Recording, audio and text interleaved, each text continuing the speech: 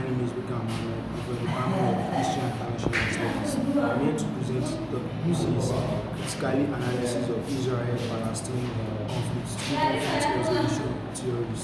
The Israel and Palestine conflict is a very long and complex struggle over the land and national identity. It began in the early 90s when the Jews and the Arab communities wanted to control over territories.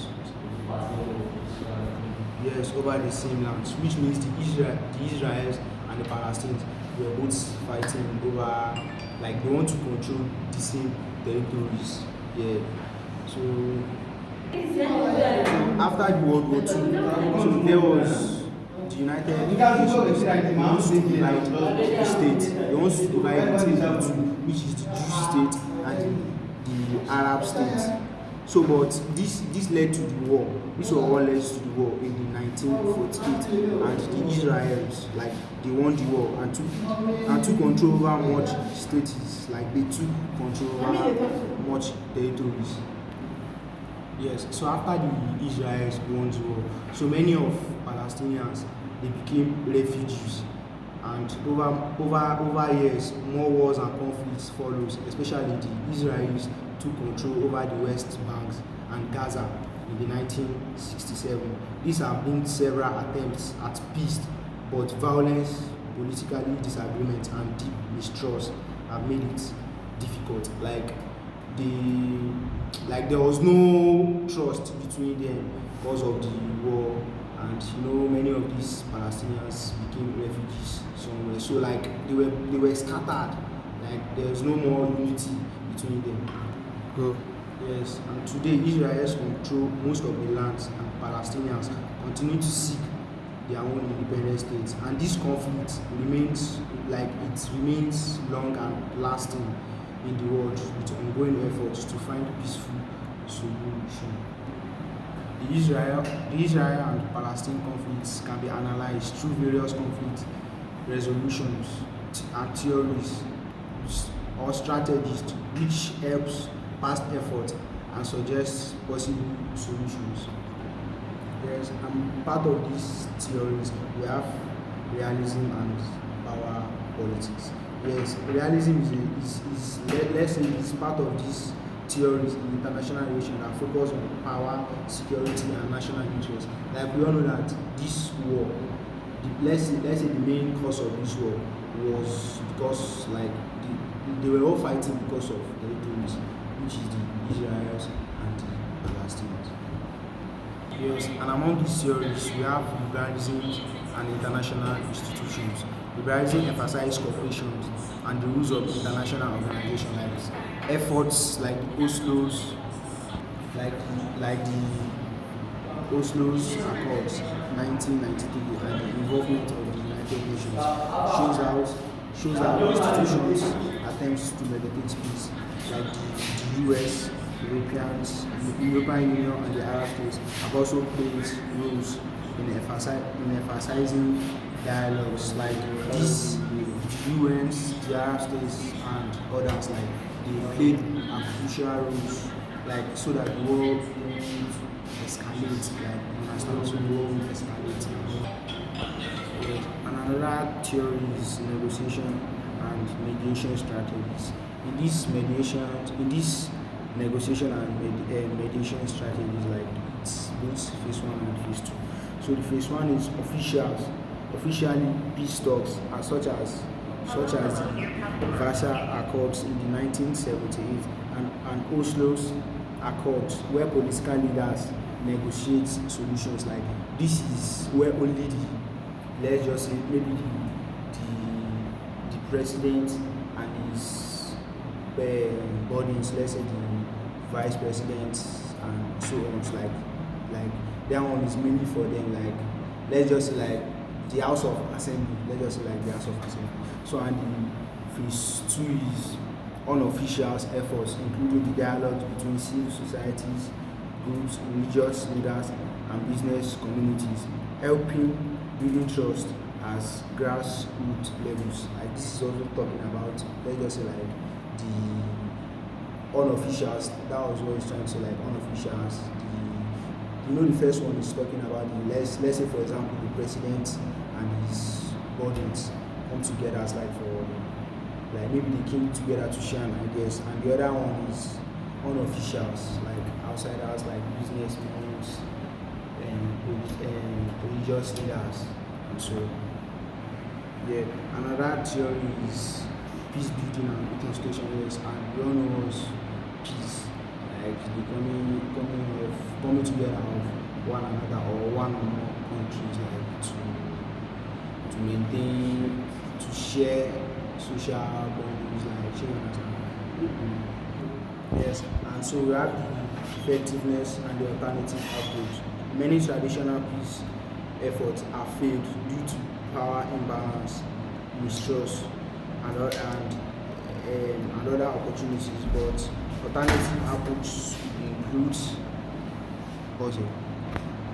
Yes, and among the alternative approach, we have the multilateral negotiations, great involvement of neutrals involvement, neutrals international actors such as the EU or African unions to balance power in negotiations. Like we know that during that wars, like many countries have come together like to try to bring peace into the world, but many things. So the AU and the unions, like they come together, like they let them know that yes, they have power, and you understand, so that they will be able to stop the war. Yes. So let's move to the roles of state actors and non-state actors in the Israel-Palestinian conflict. The Israel and Palestine conflict involves both state actors, which are the government and international organizations, and the non-state actors aimed civil society and internationals. Each plays a role in either escalating or resolving the conflict. Go. So, and these non-state actors. So, who are the non-state actors? Like Israel's are the state actors. So, and these Israel's like mostly like they are the one who controls territories, including the West Bank, including the West Africa, Jerusalem. And again, they maintains a strong military presence. Like their militaries, like they have strong militaries, or let's just say like they have enough weapons, like enough tools to defeat the Palestinians. So they engage in diplomatic negotiations, but also expand settlements in which the Palestinians sees as a major obstacles to peace. So we have the Palestinians, which were the Palestinians authorities and Hamas. So the Palestinian authority governs part of the West Bank and negotiates with Israel's diplomatics. So the Hamas arms group controlling Gaza does not recognize Israel's and has engaged in violence resistance leading to conflict and Israel's military response. So this Hamas, they are, let's just say they are an armed group controlling Gaza, like, and they do not recognize this Israel. So it leads to this violence. The United States, like a key mediator in peace talks, but often sees a favoring Israel due to the strong political and military forces. Like they see that the Israelis, like they have military, like they have weapons, their militaries are good. So other people sees the United States supporting the Israel. Yes, the United Nations, like the United Nations, they call the Israel person.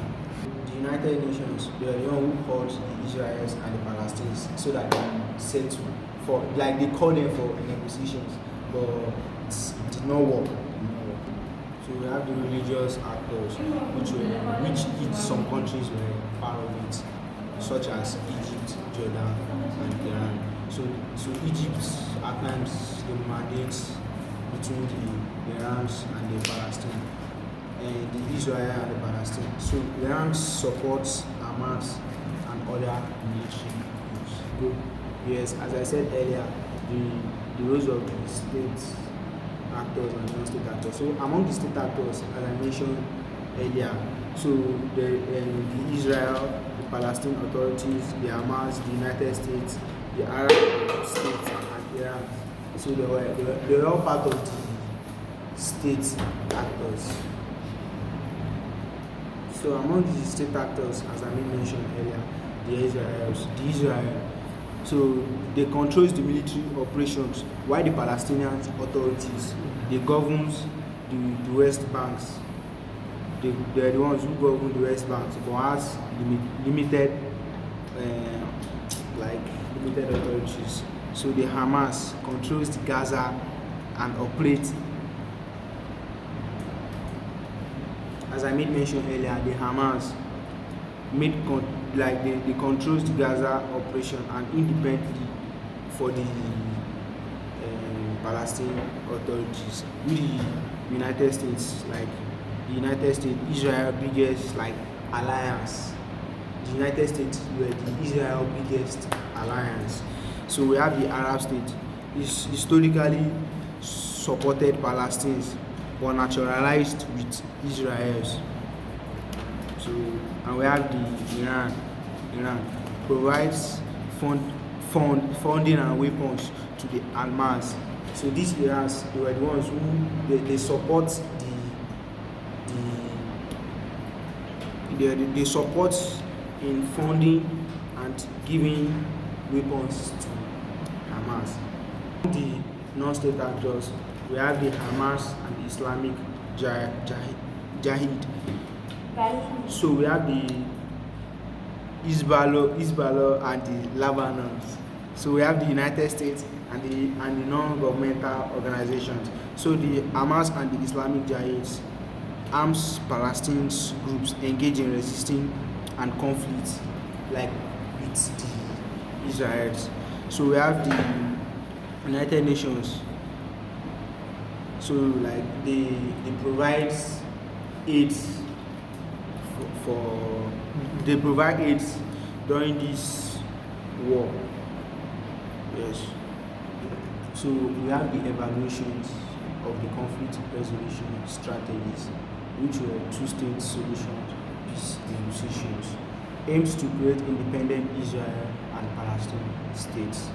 So we have the failure, which is the Israel statement, expatiate to Palestine leadership divisions, unminded progresses. So and we have the collapse of the Oslo's Accord, and the collapse of the Oslo's Accord. So we have the one-state solution. Good. So in this one-state solutions that I made mention of earlier, so we have some challenges, which were the demographic and the political concerns, which we have the Jews majority and the Palestinians majority, and so lack of trust and manual recognition is involved in these challenges. So as we made mention earlier, so the Israelis and the Palestinians, they never trust each other. So and any times, or in one way or the other, or in any way, these two people meet each other. So they have to be in a conflict, is part of them. So we have the UN and international medications. So the UN has issued multiple resolutions which didn't work. So we have the alternative approach to conflict resolutions. So you have the religions diplomacy, the Arab and the Israel's normalizations, expanding the Arabs' accords to include Palestinians could engage negotiations, encouraged Arab investments to Palestine territories for economic stability. So we have the grassroots peace building and civil society. So the people, like people to people, the Israel and the Palestinians, they never wants to have anything in common with each other. So we have the international legal pressures and the meditation, the strong enforcement of the UN resolutions, like the US tries all their possible best so that this war would keep escalating, or it did. So we have the territory compromises and security guarantees. So both the Israelis and the Palestinians, like I made mention earlier, they're all fighting for territories, which leads to the war, which leads to the escalation of the war and the Israel war. So in conclusion, the Israel and Palestine conflicts remain one of the most complex and deeply rooted conflicts. Like this, like I made mention earlier, this Israel and Palestine conflict, let's say it's one of the most, let's say it's one of the so various strategies and diplomatic, military, economies has been used on single approaches, and it has led to lasting resolutions. And so we all know that this Israel and Palestine war lasted for a very long time, and to date they haven't still reconciled again. Thank you, sir.